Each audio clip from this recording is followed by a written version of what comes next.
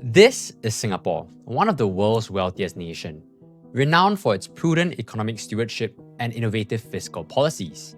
Yet, it also ranks among the top countries globally with the highest government debt to GDP ratio. Recently, that's around 173 to 176%. This might seem paradoxical. After all, high debt levels often signal fiscal strain, as seen in nations like Greece, Italy, or even the United States, where mounting debt obligations constrain budgets and force tough spending cuts. But why is Singapore different? Because it remains unfazed by its massive debt burden.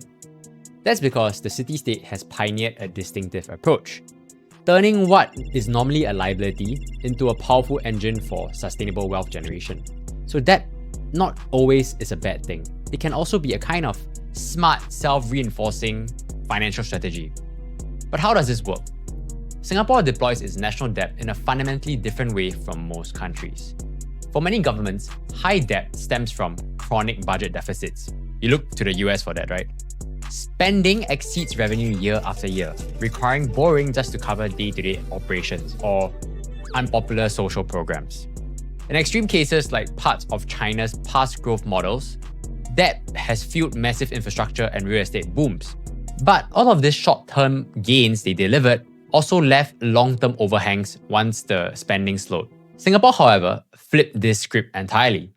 Its debt to GDP ratio exceeds 170%, placing it near the global top. But this figure is misleading in conventional terms.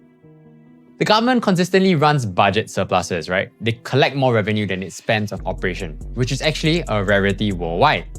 That's because we are actually making money. Constitutionally, borrowing is actually prohibited for funding recurrent expenditures or deficit. What this means is that Singapore actually has strict fiscal or financial rules enshrined in its constitution. It means that there's laws, right, to promote long-term financial discipline and intergenerational equity. The TLDR, right, is that current expenses, right, that they spend must be covered by current revenue. They're not borrowing more than they can afford to or irresponsibly like the US. Instead, much of Singapore's debt arises from its innovative mandatory savings system, the CPF, Central Provident Fund.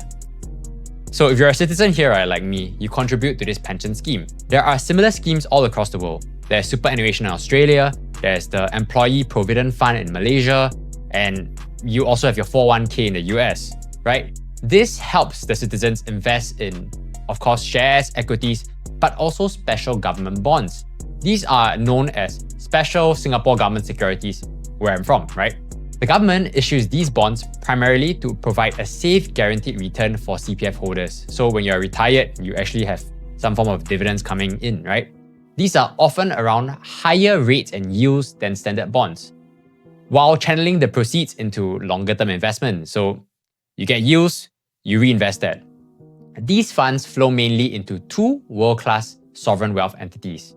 We have GIC, which manages foreign reserves, and Temasek Holding, which is a portfolio around 434 billion Singapore dollars or 320 billion US dollars right now. Together, these funds both oversee more than $1 trillion in Singaporean managed funds and assets. And they diversify these kind of assets globally across equities, private equity, real estate, tech, infrastructure, previously even crypto in FTX.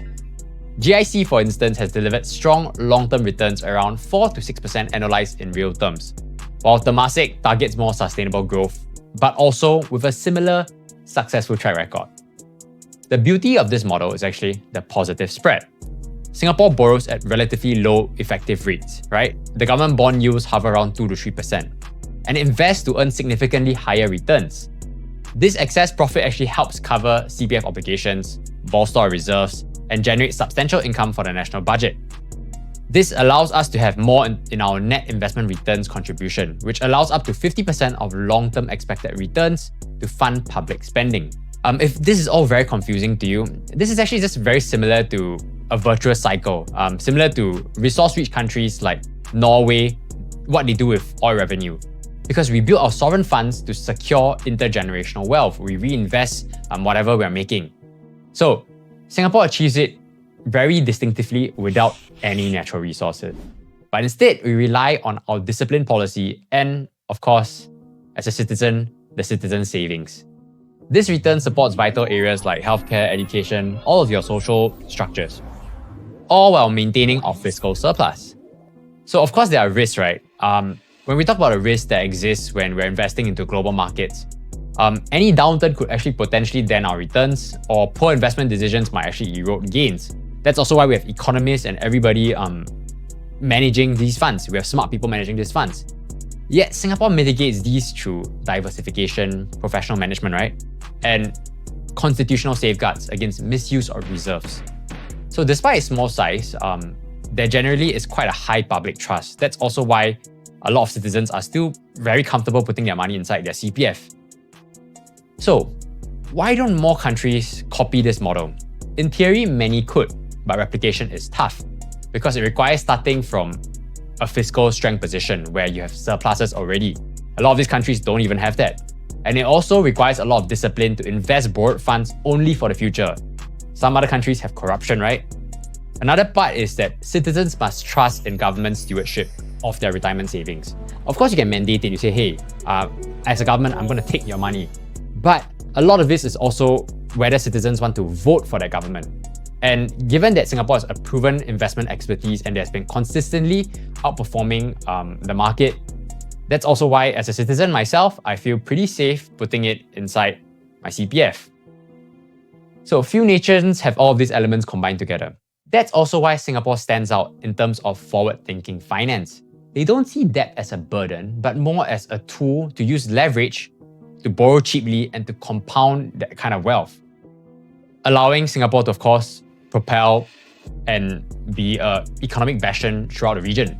So the next time you ask yourself why Singapore's debt is so high, it's really just because the people trust in the government to hopefully make good on their promises and decisions. And so far, they have done so. As always, if you want to learn more about financial markets or economics, do check out our website for our free newsletter and academic courses. Remember to like, share, and subscribe, and I'll see you guys next time.